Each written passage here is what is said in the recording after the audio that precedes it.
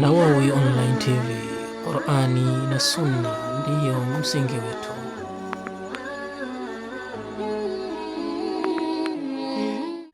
Alhamdulillah wassalatu wassalamu ala rasulillah sallallahu alayhi wasallam.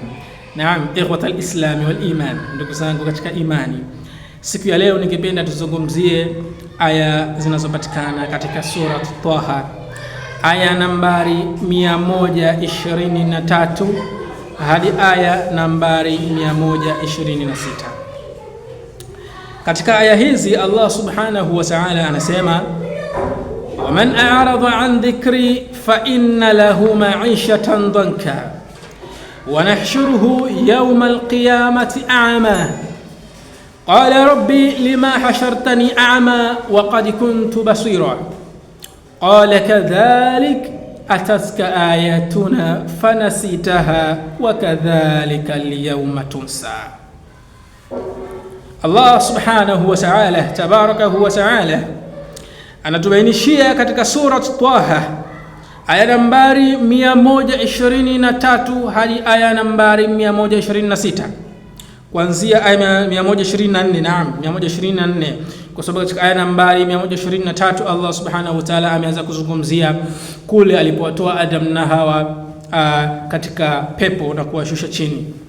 Hayo si maudhui yetu ya leo. Leo tunazungumzia aya nambari 124 hadi aya 126 katika sura Taha ambayo nimetoka kuisoma hapa sasa hivi.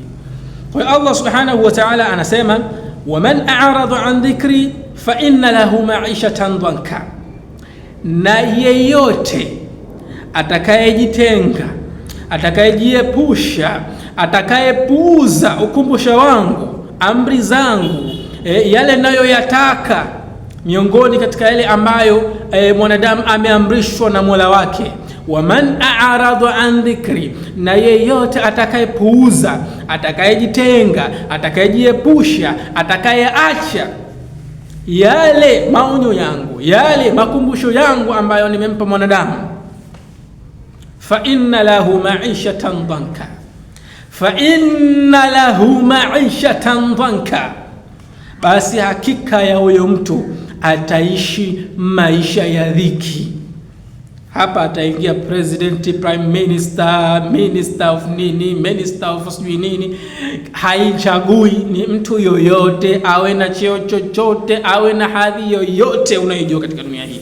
Fa inna lahu ma'ishatan dhanka, akijitenga, akapuuzia ukumbusho wa Allah, akapuuzia maamrisho ya Allah subhanahu wa ta'ala na mtume wake, fa inna lahu ma'ishatan dhanka, basi hakika ya huyo mtu ataishi maisha ya dhiki sana. Dhiki sio lazima ukose pesa ya kula, dhiki sio lazima ukose pesa ya kulipa kodi.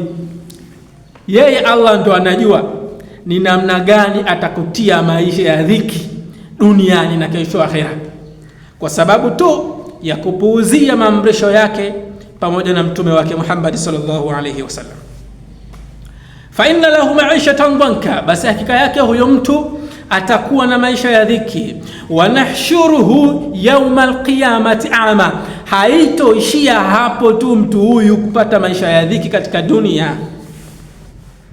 Wa nahshuruhu yawmal qiyamati a'ma, na tutamfufua siku ya kiyama akiwa ni kipofu. Ulikuwa unaona vizuri katika dunia hii, lakini ukapuuzia maamrisho ya Allah subhanahu wa ta'ala na mtume wake.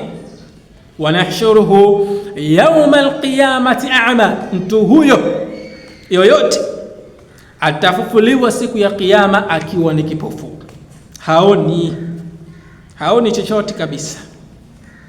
Atastuka, atashangaa, duniani hapa nilikuwa naona mimi situmii mawani yoyote, naona mita za mbali kabisa, kilomita za mbali, imekuwaje leo hii nafufuliwa hali ya kuwa sioni chochote?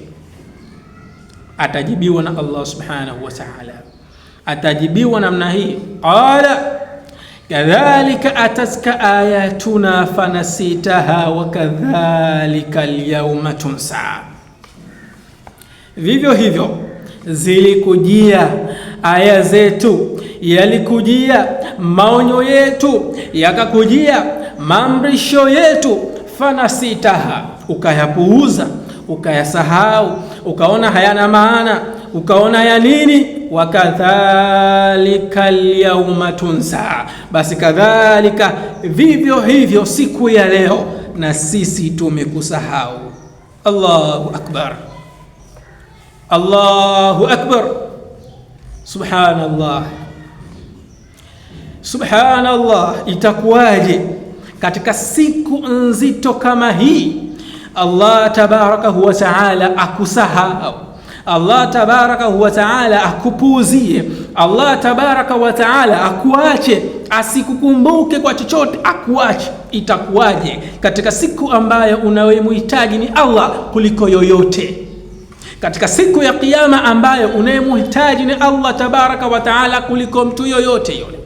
Itakuwaje pale ambapo Allah subhanahu wa taala atakuwa amekusahau? Tumalize. Sababu ya kusahauliwa na Allah subhanahu wa ta'ala tumeshaiona, na sababu ya kufufuliwa na Allah tabaraka wa ta'ala ukiwa ni kipofu tumeshaiona, ni kupuuza na kuacha maamrisho ya Allah, kuishi kinyume na matakwa ya Allah, kuishi kinyume na Qur'ani na Sunna. Kwa hiyo ili tusiyapate haya yote, ni lazima tuhakikishe tunajitahidi, hata kama kwa ugumu wa kiasi gani, tuishi katika Qur'ani na Sunna. Tujitahidi kutekeleza maamrisho ya Allah tabaraka wa taala, tujitahidi kufuata mafundisho ya Bwana Mtume Muhammad sallallahu alayhi wasallam, ili tuende tukasalimike siku hiyo ya Kiyama. Wassalamu alaikum wa rahmatullahi wa barakatuh.